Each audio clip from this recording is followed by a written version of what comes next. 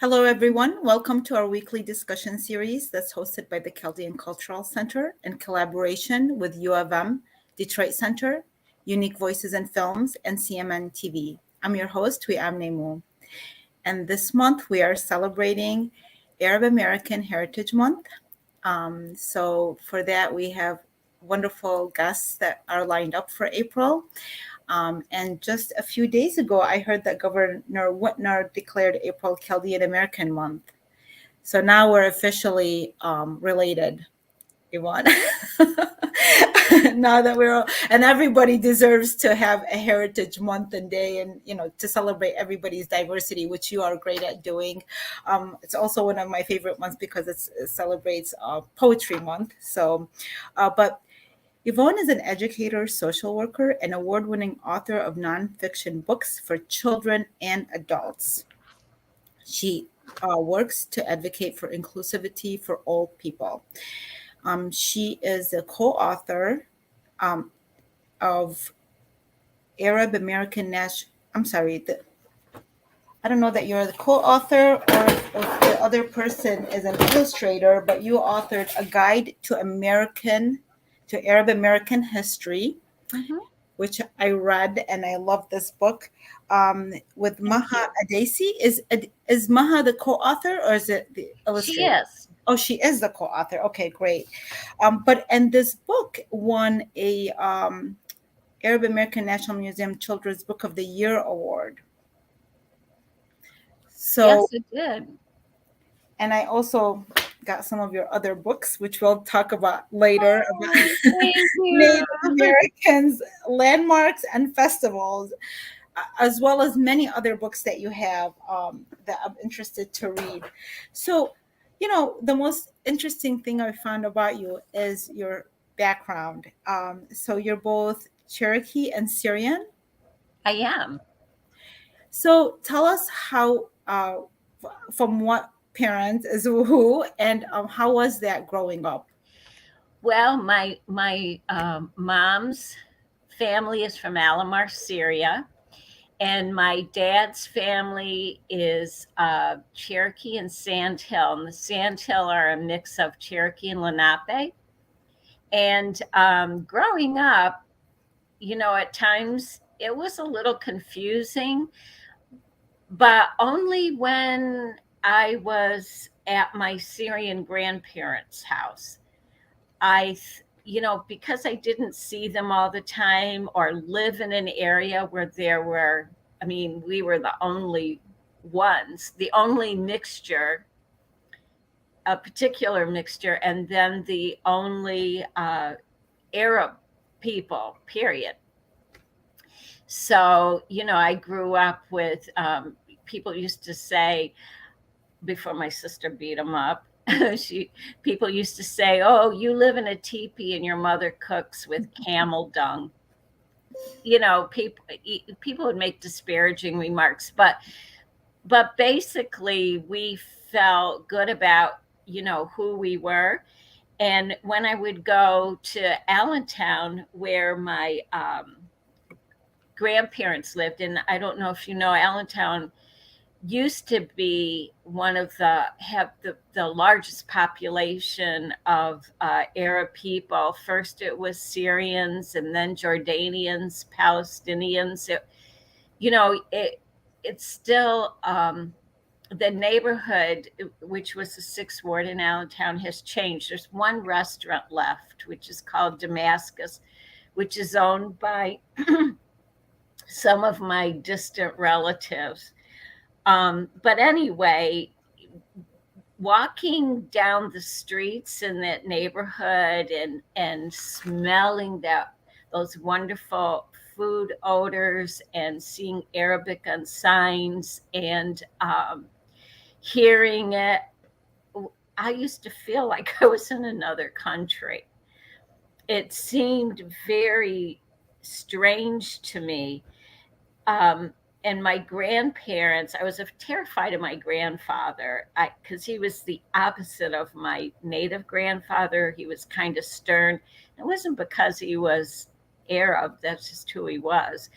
And my grandmother was the opposite. I wish I'd paid more attention to her. But there was an attic in my grandparents' house, and we weren't allowed to go up there. So I told my sisters and my cousins that that's where they kept their magic carpet. I mean, after all, we, read the Arabian Nights. I figured they must have one somewhere. I wish I paid much more attention to my grandparents, particularly my grandmother, all the things that she used to make. And she was very interesting woman, and hid a lot about herself. She had tattoos on her hands, and she used to hide them. She was very ashamed of it for some reason. And I loved hearing stories of her childhood. And it just fascinated me that she was this child going out to pick olives, and that people did everything in a group all the time, whereas we were in a group some of the time. And I really, really cherished those stories. Now, my aunts and uncles were more Americanized than my grandparents, and especially my uncles were so much fun. And my mother was very strict. So going to Allentown, we felt like we had some freedom.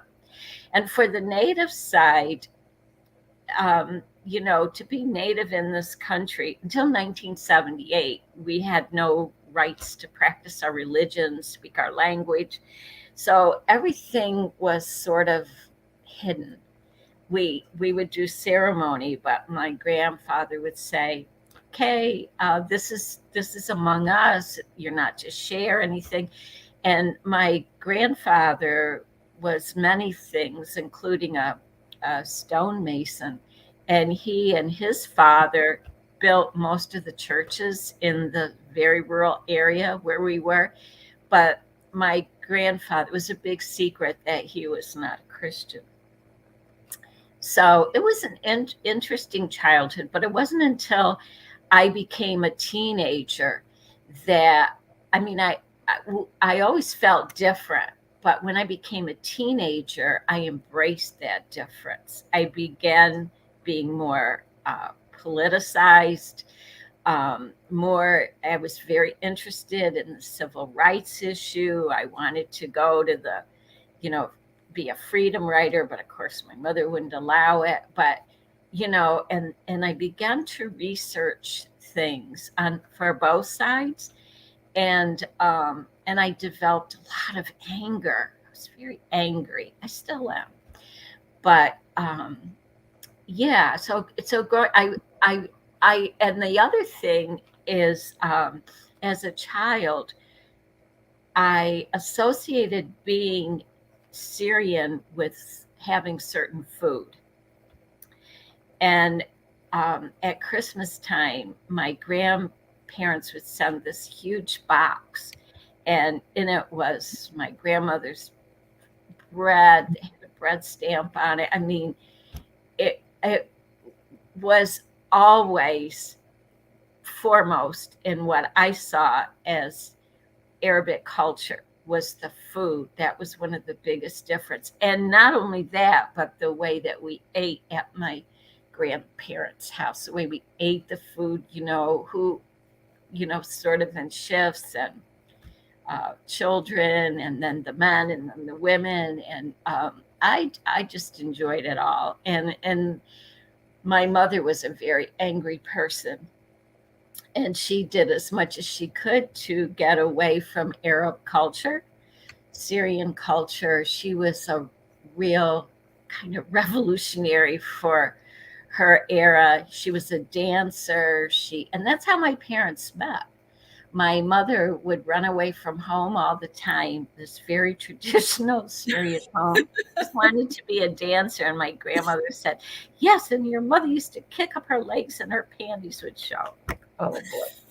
Anyway, so she met my father. My mother was working for the USO, and she met my father, and who was a serviceman, and they got married 3 days later, which is about how long their marriage lasted. But it was not a successful marriage, but I don't think it had to do with culture, because both parents admired the other one's culture, but just as people, they were difficult. They were very difficult people, which had nothing to do with, well, it might have had to do, because racism, as we know, changes our personalities.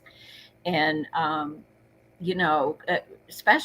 especially like my mother was such a creative person. And so I think here she is like this brown person. And, I do remember that my mother always saying that people were jealous of her because of her dark olive skin, that the most beautiful people in the world were not white people, and that people with blonde hair were stupid and somehow inferior intellectually. So I guess it's how she dealt with it. But, it took me a while to figure these things out. Yeah, and I think for women in the Arab community, and especially creatives, it's a little bit of a challenging lifestyle. It's not really supported. No, and well, more so now than when my mother was growing up. And also at that time, it was a very big family. There were 10 children, and my mother was taken out of school to work. She worked in a factory making bows. And her brothers did not. Her brothers stayed in school. They didn't have to leave school. But it was her aunt who actually, through the Syrian diaspora, and we kind of know what happened there, but she ended up in the Dominican Republic before she came to the United States, and she didn't have children, and she was married but didn't have children, and she indulged my mother. She liked her feistiness, and she paid for her to have dance lessons, and everything was a big secret. But and that same aunt was still alive when I was a child, and she had a restaurant in the Syrian district, and I used to make fried ice cream, which I found quite fascinating. Well, fried ice cream. How did you develop your writing? Because you mentioned that, this wasn't something that was greatly in the beginning appreciated, your interest in writing. How did you end up then pursuing it and becoming successful at it the way you have? Well, I think that my it wasn't that people didn't like my writing. I was one of those kids who was always wanted to be around grown-ups. I loved their stories. I'd rather be inside listening to them than outside playing. And sometimes the stories they told were intentionally told to children. But I liked the stories that I eavesdropped about, and I'd write them. And some of them I didn't understand because they were very grown-up themes, but I liked them. I liked hearing them. I liked hearing curse words. And if someone said a curse word, my ears like, I'm going to hear that. So I don't think that it's not that people didn't like my writing. It's just like, oh, who's this kid like writing down what we say? I don't think it was very much appreciated. But when, I was recognized very early as having some talent for writing. And it was encouraged. And my stepfather, my favorite stepfather, was an English teacher. And I really shared, reading and writing with him. He really encouraged me. And I was allowed to read anything I wanted to read, except for comic books and those magazines with the with kind of the hot pictures on the cover, but there was not like modern romance. I wasn't allowed to read those, even though I wanted to. But so I read all kinds of things. And in school, I remember being in like maybe fourth grade, and the teacher was upset that I was reading all of Pearl Buck's books. I like to read books about cultures that were not so-called American cultures. I realized something was really wrong with this country. And so I like to read stories about other, other groups. And I read all Pearl Buck's books, and the teacher was very concerned. And I remember her saying to my parents, she's not gonna, this book is too advanced for her. She's not going to understand it. And I remember my stepfather saying, well, she doesn't understand it, then it's not a problem anyway. So I was allowed to read whatever. And I started winning writing competitions at an early age.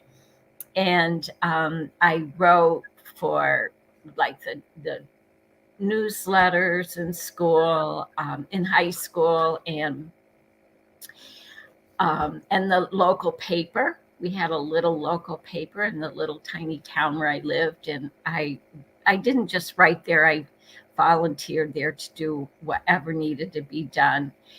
And then, in college, I wrote too, but not as much as in high school. And I was very good at any paper. If it was something I could write, I was fine with it. Math, not so much. Science, not so much. But anything to do with writing, I was okay. And then when, I went into the work field after college, well, even before, when my coworkers or bosses found that, and I always worked for nonprofits, but when they found that I was a good writer, then I was writing the reports, the proposals, the articles, the curriculum, and it wasn't until later I became quite ill and I could no longer work full time. And I have had a dear friend who died.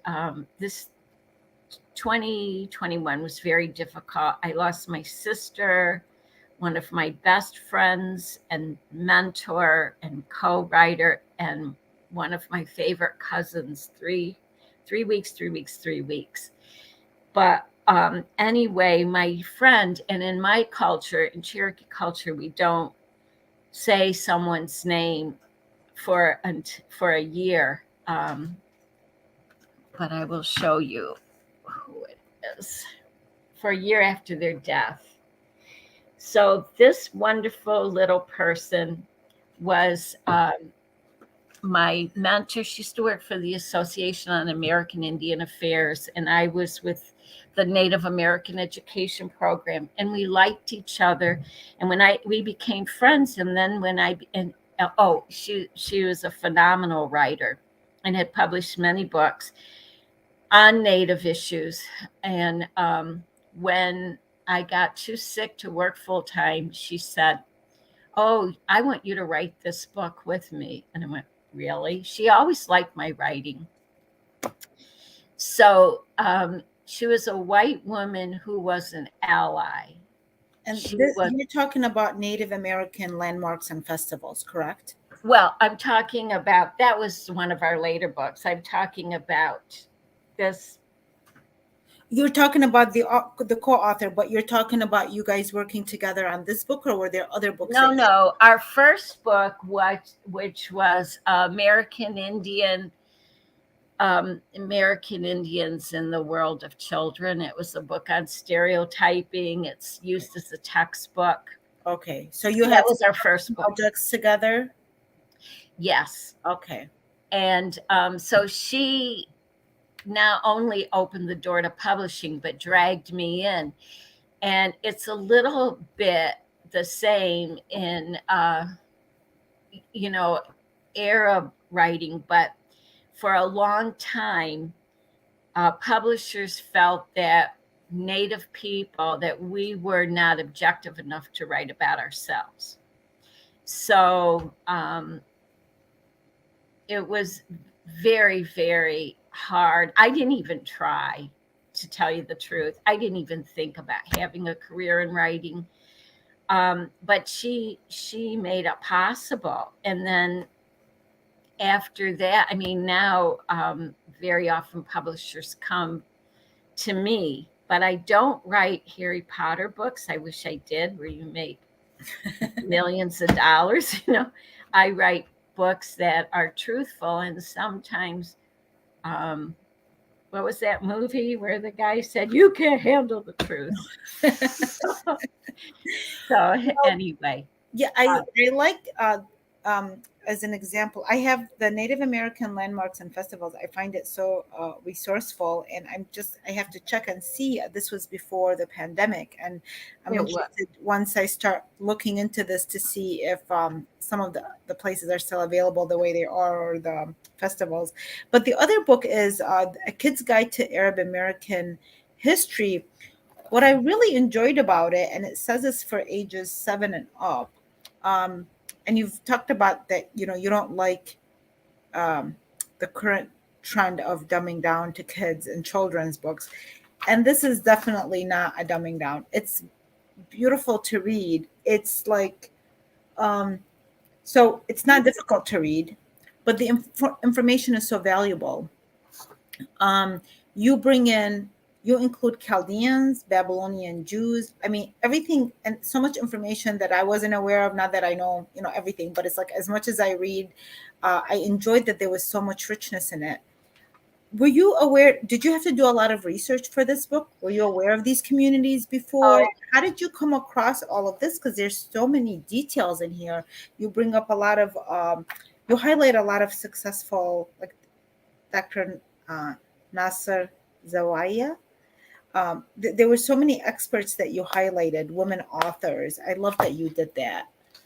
well, the what's in this book is maybe 1/1000th of the research I did. And I say me, Maha was very helpful. She had a lot of challenges in doing this book. So, and I was the lead author. This book, this is a series, and this is the first book that I did for the publisher. And the reason I did this book is I was so tired of the haters. And I knew my family, I knew so many Arab people, and, the wonderful Dr. Jack Shaheen. Um, there's no reason for people to hate Native people. And, well, there's no reason to hate anyone, but Native people and Arab people, African American people kind of get it the worst. And we're just so vilified all the time. So after this book, I went to the publisher and I said, I really have to write this book. I really have to, please let me write this book. And she said, well, she was reluctant, but then she said, okay. So I wanted to find a co-author who was, number one, born in Arabia, number two, Muslim, because my family is Christian, and number three, spoke fluent Arabic. And the wonderful Ella Marston recommended. I'm sorry, I turned my phone off, and I guess it has a mind of its own. So she recommended this Maha, who's a very successful writer. And when I started doing research, I mean, I knew some of these groups, but I just couldn't believe the richness. Well, first of all, I didn't want to do a book on the Middle East because I would have had to include Turkey, Israel, Iran, and I didn't want to do that. I wanted to focus on people like my family. And I couldn't leave out Chaldeans and the indigenous, so many indigenous groups in Arab countries. I couldn't leave out the Kurds because, people have this image of Arabs being, number one, all Muslims, all looking the same, all wearing the same type of clothing, eating the same types of food. And it's not true. And it's the same with Native people. Native people have hundreds of different cultures and traditions. And it's the same for people who live in Arab countries. So even though it's called Arab Americans, there's no way I could leave people out. I interviewed people who were Jewish who considered themselves Arab Jews. I interviewed people who told me, if you want to know about our group, look at Native people. We share a history, different people from like the Madam people from, indigenous people of Iraq. I mean, I just learned so much. I'd actually like to do another book because this, and then why people come here and why they don't, why people come here and don't want to stay, why they go back. I really investigated, and it was very hurtful, but I read primary documents about people who first came here and just and then couldn't get back home and were asked what race they were and didn't know, and how the first Arab people were considered, quote, Orientals, and were not given citizenship. And it was this whole long deal how they got citizenship. And then the United States curbed immigration from Arabia so that they wouldn't have too many Arabs, American citizens, until it was discovered how good Arabs were at engineering. I mean, come on, that's where algebra was invented. And then it opened up more for people to come. And also, Muslim people needed to, do the pilgrimage, and it's pretty hard. You have to take time off from work and go on a boat. So go to, Mecca on a boat. But with the advent of airplanes and people were able to, get back and forth. And it was also interesting to me how different groups came here, and like Christian Arabs became peddlers because they could quote Bible verses in English. And so they would go to these remote areas. That's why Arab people ended up on reservations as traders. And they would go to these remote areas and sell things. And Americans were crazy about anything to do with the Holy Land. The other thing about that is that the women were better at selling than the men, just because they were more accepted by the American housewives. They felt more secure with letting a woman in than a man. So often the men stayed at home taking care of the children and doing the tatting, making lace and things like that. So like Arab American women, and if you like Arab American, like a lot of Syrian women controlled the economy because of the silk industry.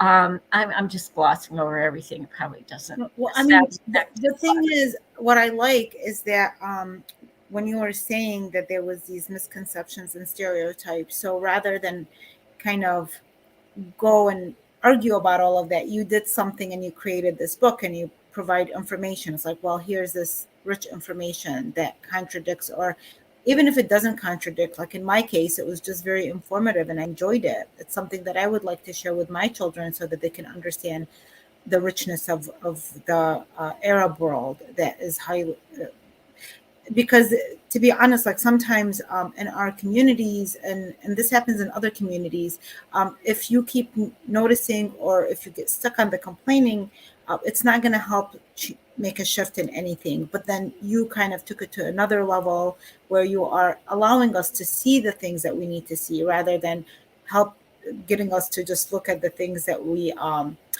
I don't want to keep looking at, if you know what I mean.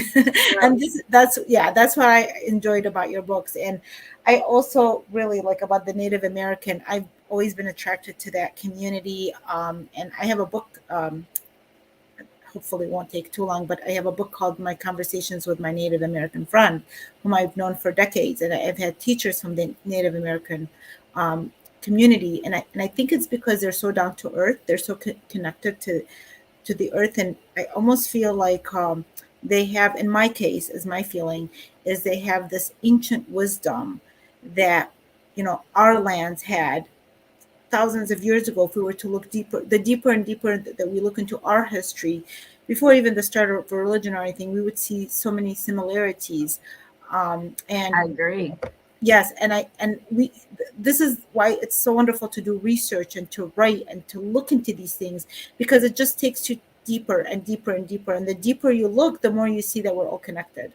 That's what you really see that. But the Native Americans have this relationship with the earth, um, that is very, very important and that keeps people grounded. There's so much to learn from them. So the fact that you have the blessings of both cultures, you have so much to teach. And I hope that you continue in your writing and focusing on these, even maybe at one point writing a memoir, so that we can really have a feeling about the influence that these two cultures had on you.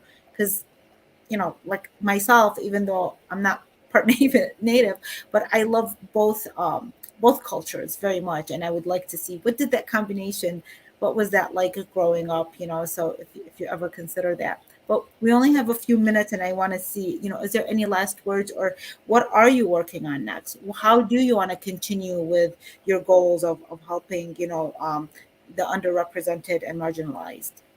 Well, I just finished a book called Indigenous First. It'll be out in October for Visible Ink Press, the same, this publisher, as well as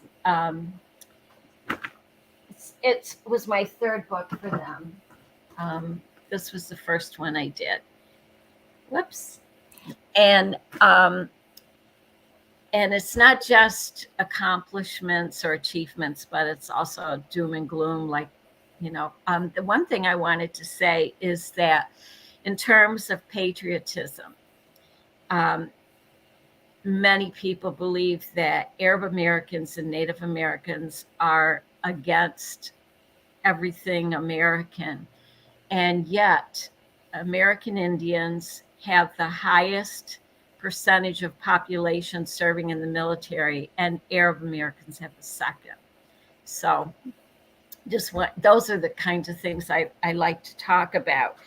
And I will. I'm also working on a website. I'm doing the writing for this project in Harlem, New York, preserving the legacy of African Americans, because Harlem is being destroyed. And so I'm on the board of this group started by my very dear friend Karen Taylor, is trying to preserve the cultural legacy of Harlem. And a lot of Native people and Arab people also live in Harlem. And so I'm working on writing for that. We have markers that are going to be going up signifying what happened, or who, what, and where, and I'll be doing that. I'm also going to be doing a book on working class and labor history. And I'm working on my fiction, which I just write it, and I really have to start sending it out. I've sent it out a couple times, and I guess, it's very hard as a Native person, to well, as any person, like I'm seen as a nonfiction writer. I like to write fiction too. I just haven't, I've been so busy, I haven't really tried to sell it like my other books. Um, I, I know that in your questions, you'd ask me, you know, if I had, any advice for young writers, and being disciplined. I know what it's like to be a writer and be overlooked just because of the group that I belong to. So I strongly recommend that people join a writing group, and if they can't find one, start one.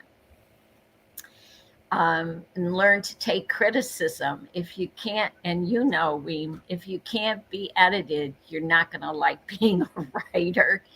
Um, Look for opportunities. I've been a mentor for the Highlights Foundation Diversity Fellowship Program to develop children's authors of color. That's a phenomenal program. There are other places like that. Look for a mentor. Writers are very busy because sometimes we have to work our regular jobs because we don't make enough as writers. So it's not that people don't want to give the time, it's they may not be able to have the time to give. So, barter, do someone's grocery shopping if they look at your manuscript. And read everything that you can get your hands on, especially in the age group, the genre that interests you. Join listservs for writers like Freedom with Writing. Submit to magazines. Let someone you trust read your work before you submit it. Attend writer workshops. You can often get scholarships. Join groups like the Radius of Arab American Writers or We Need Diverse Books, or any organizations that strive for representation in publishing. Research until your brain goes numb, and interview people. It's very important because some stories that need to be told are not written anyplace because we're not people that the publishing industry was interested in. So a lot of our stories are untold. So you got to go to, Jiddu and elderly people or people who do these extraordinary people or ordinary people who do extraordinary things. Don't believe everything you read. Dig deeper and be a friend of the library. Look if you're interested in science fiction, go look up the publishers who publish that, and don't give up. Don't give up. That's the most important one, is don't give up. Just to have patience. It does take, because all the things that you mentioned do take time, and they do take patience, but they work. So I want to thank you so much for joining us today. I look forward to your upcoming book and other projects that I'm sure that you'll continue to do. Thank you so much. Thank you. And thank you for your writing. You're just wonderful, and I feel so honored to be included in this. Thank you. Thank you. Okay. Have a wonderful day. You too. Thank you for watching, Blessings. everybody. Bye-bye. Bye-bye.